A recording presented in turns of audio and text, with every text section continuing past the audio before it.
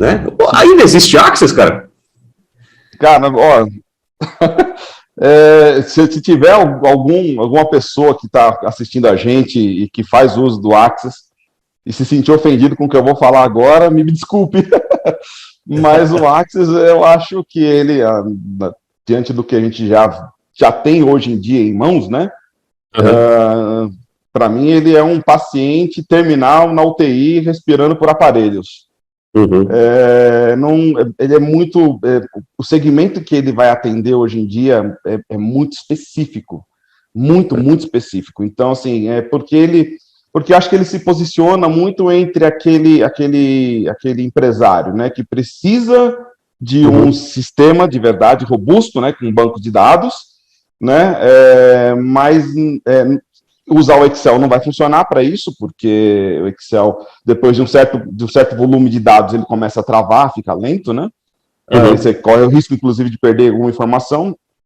E o sistema que a gente tem hoje em dia, né, que é o web, né, a maioria deles, né, com exceção de alguns produtos, né, o custo às vezes é muito elevado. Então, o Access acaba entrando nessa fatia entre a cruz e a espada, né? Então, é muito específico. Então, eu acho que é muito difícil hoje em dia você ter um trabalho grande desenvolvido dentro do Access, né?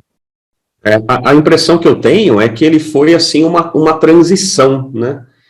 Ele foi para muitos de nós a possibilidade de que a gente transformasse meras tabelas em banco de dados, efetivamente. A planilha continuou com a sua função, mas o banco de dados passou a ser sofisticado de outras maneiras, né? Diga lá, sim. Sobre essa questão de conceito de banco de verdade, são várias tabelas que são interconectadas, né? Para não se replicar, né? Duplicar, né? Dados, né? Desnecessariamente. Então, você trabalha com um conjunto de informações, né? Únicas que são trabalhadas onde necessário, né? Quando a gente tinha, então, as tabelas individualmente, não tinha essa interconexão. Já o Access possibilitou essa interconexão. Esse é o ponto, né? Eu acho que foi essa a grande sacada, né? Quando surgiu o Access, né? Pois é. E a robustez, né? Quando a gente fala de banco de dados, né? É uma estrutura toda preparada para aguentar grandes volumes, né? Embora o Excel tenha esse poder também, né? Hoje a gente fala de um Excel que tem, nossa, eu não consigo nem lembrar o número de colunas que tem, muito menos o número de linhas. É enorme, né? Só que se você usar 50% dele, você já está correndo sério risco de perder as suas informações, enquanto no banco de dados isso não acontece. Isso não acontece no banco de dados, sem dizer que o banco de dados também não tem limite, né?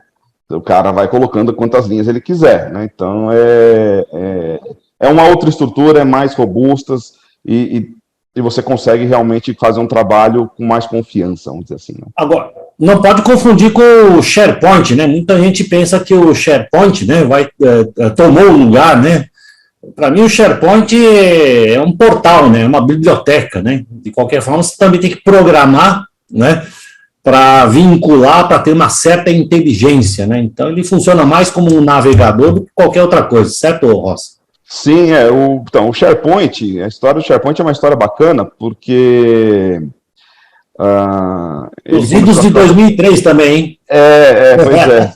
Ele teve a versão 2001, depois teve a versão 2003, né? Mas a ideia inicial, pelo que eu avaliei, né, do SharePoint lá atrás, no começo, né, toda corporação grande, né, talvez hoje menos, né, mas lá atrás, né, 2001, 2003, tinha uma unidade na rede chamada público, né, onde é compartilhada com todo mundo, né, dentro da empresa, né.